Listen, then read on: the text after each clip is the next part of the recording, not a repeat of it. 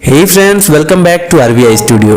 आज हम एक ऐसी मूवी को एक्सप्लेन करने वाले हैं जिसमें एक लड़का अपने फ्रेंड की माँ से ही प्यार कर बैठता है और उसके पास जाने के लिए और अपनी ठरक मिटाने के लिए वह कई कोशिशें करता है। इस मूवी का प्लॉट इतना जबरदस्त है कि IMDb पर इसकी रेटिंग है 7.4 आउट ऑफ 10। और मुझे पता है कि इस स्टोरी में आप इतने खो जाओगे कि वीडियो को लाइक करना और चैनल को सब्सक्राइब करना तो भूल ही जाओगे। इसलिए चैनल को अभी सब्सक्राइब कर लो और वीडियो अगर अच्छा लगे तो अंत में इसे लाइक भी कर देना। तो चलिए देर न करते हुए बढ़ते हैं मूवी के प्लॉट एंड स्टोरी की तरफ। So let's begin the movie called in the house. तो फिल्म शुरू होती है और हमें एक स्कूल को दिखाया जाता है जो साल की शुरुआत में ही टीचर्स की एक मीटिंग रखते हैं। तभी हम एक जर्मन नाम के टीचर को देखते हैं जो यहाँ के बच्चों को लिटरेचर पढ़ाता है और उसने आज अपनी क्लास को एक असाइनमेंट दिया है जिसमें स्टूडेंट्स को लिखना है कि उन्होंने अपने लास्ट वीकेंड में क्या क्या किया। अब जर्मन बच्चों के असाइनमेंट को घर पर चेक कर रहा होता है और वहाँ पर उसकी वाइफ जेनी भी होती है जो कि नंगी दरंगी मूर्तियों को बेचने का बिजनेस करती है।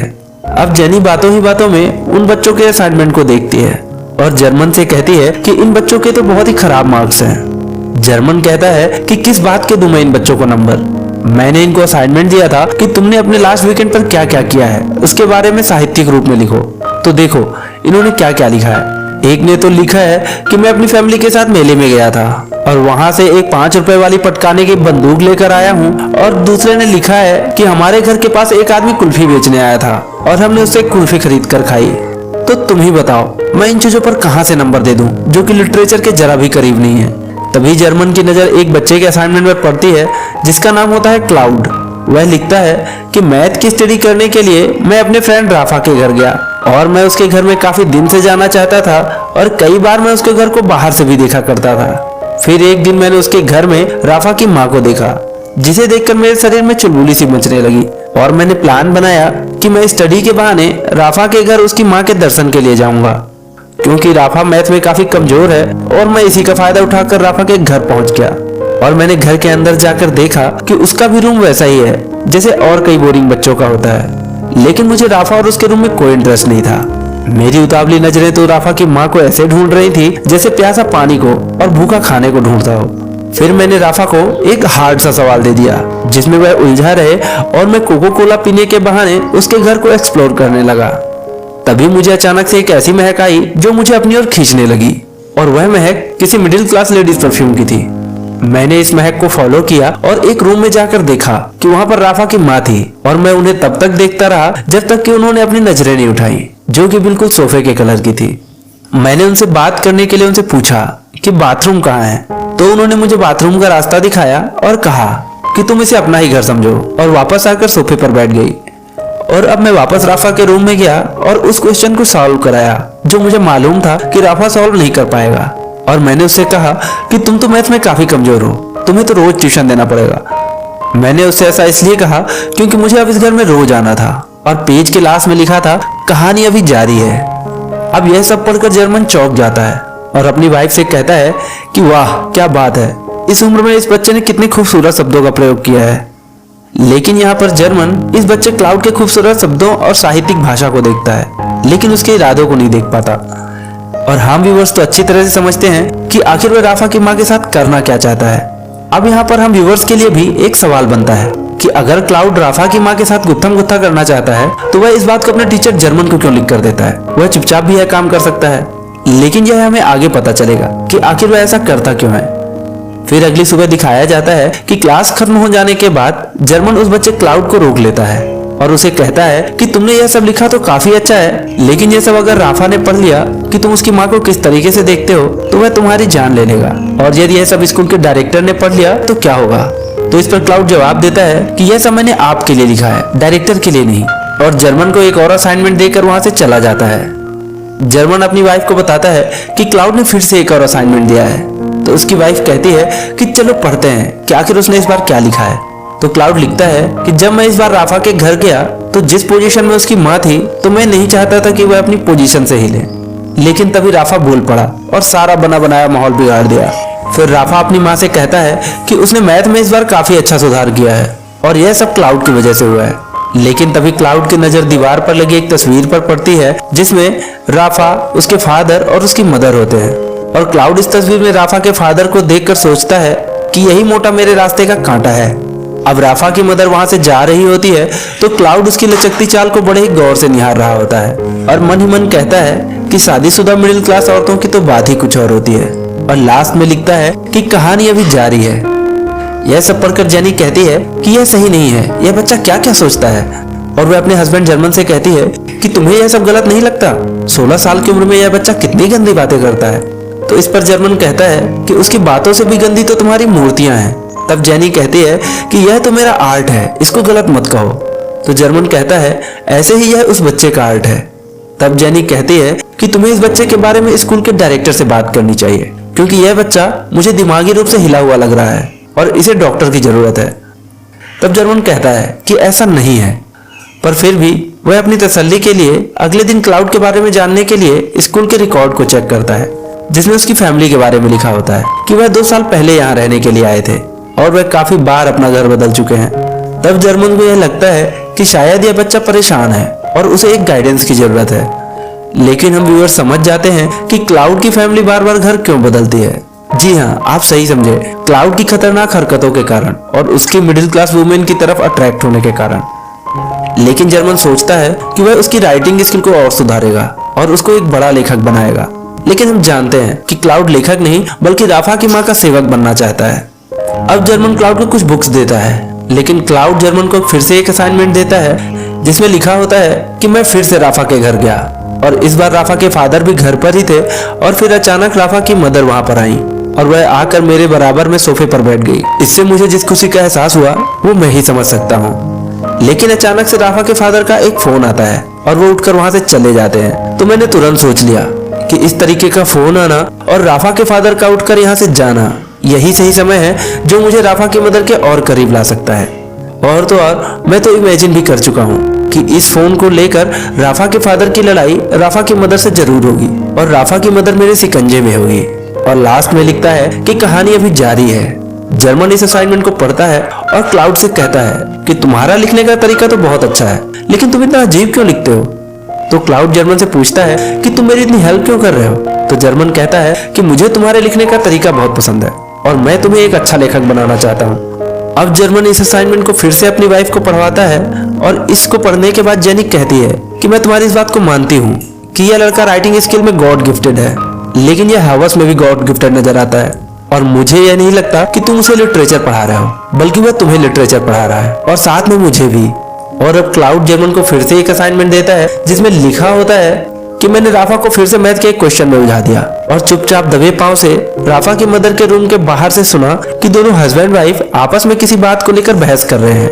और यहाँ मुझे बहुत पॉजिटिव वाइब्स आ रही हैं कि चलो किसी चीज की शुरुआत तो हुई, जो यह दोनों आपस में बहस कर रहे हैं और अब यह बहस आगे जाकर झगड़े में बदल जाएगी और यह झगड़ा फेयर में बदल जाएगा और राफा की मदर मेरे चंगुल में आ जाएगी। लेकिन अचानक से राफा की मदर रूम के बाहर आ जाती है तो क्लाउड पास में लगी पेंटिंग को देखने लगता है और अब राफा की मदर समझ जाती है कि यह लड़का हमारी बातें सुन रहा था। और राफा की मदर अपने हस्बैंड से कहती है कि अब हमें राफा के लिए कोई मैथ का अच्छा टीचर रखना होगा, क्योंकि मुझे इस लड़के क्लाउड की नजर ठीक नहीं लगती। और यह बात भी रूम के बाहर खड़ा क्लाउड सुन लेता है और यह सब सुनकर वह समझ जाता है कि अब यह मुझे अपने घर में नहीं आने देंगे, इसलिए वह काफी परेशान हो जाता है। उसका कहीं भी मन नहीं लग रहा होता और वह सोचता है कि इसके लिए भी कुछ प्लान बनाना होगा। और वह लास्ट में लिखता है कि कहानी अभी जारी है। यह सब पढ़कर जर्मन की वाइफ कहती है कि यह सही नहीं है और यह क्लाउड कहीं सच में राफा की मदर को न पिघला दे।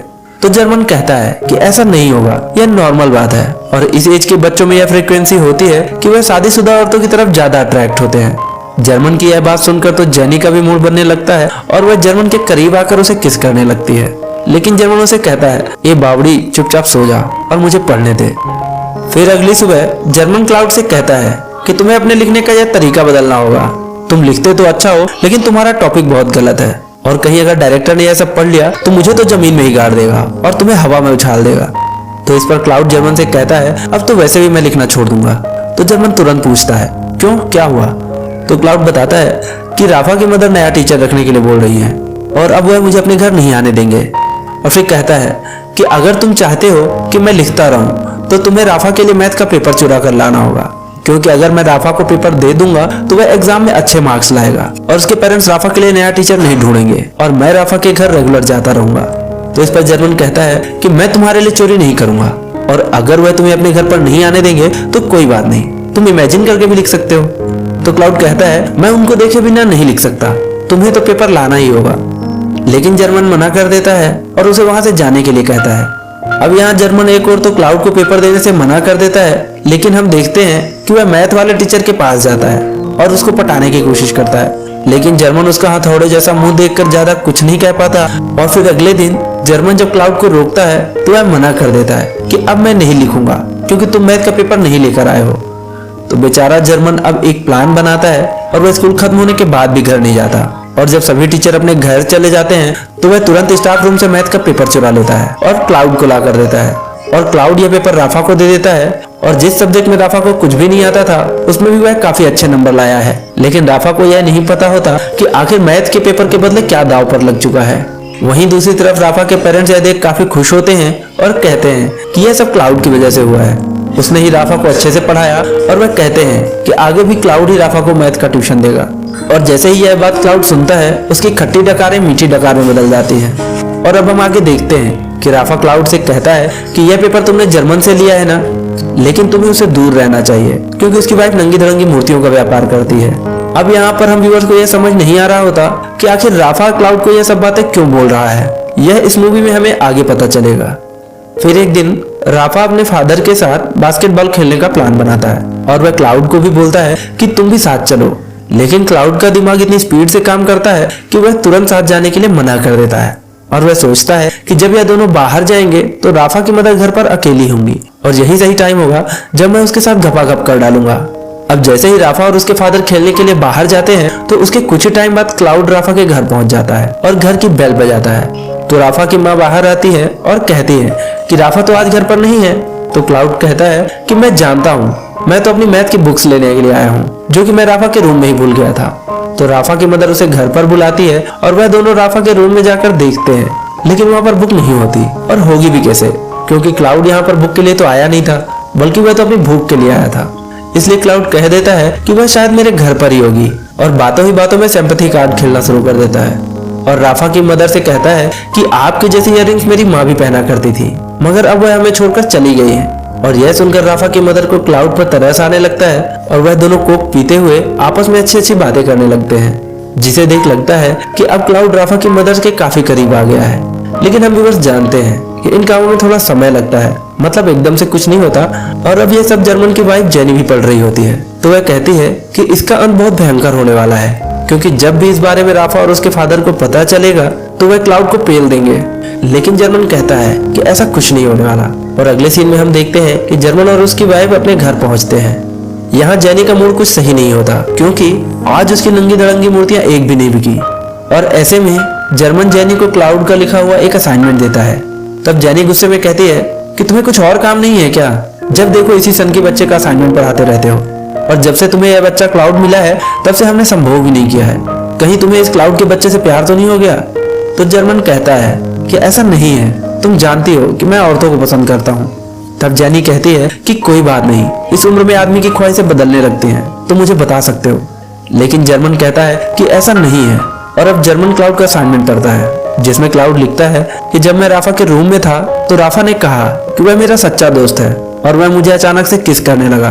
और तब हम व्यूअर समझ पाते हैं कि राफा मीठा होता है और इसीलिए उस दिन वह क्लाउड को जर्मन से दूर रहने के लिए कह रहा होता है, क्योंकि क्लाउड और जर्मन की करीबियां देखकर उसे लग रहा था कि कहीं यह दोनों अपना हिसाब किताब ना बना रहे हों।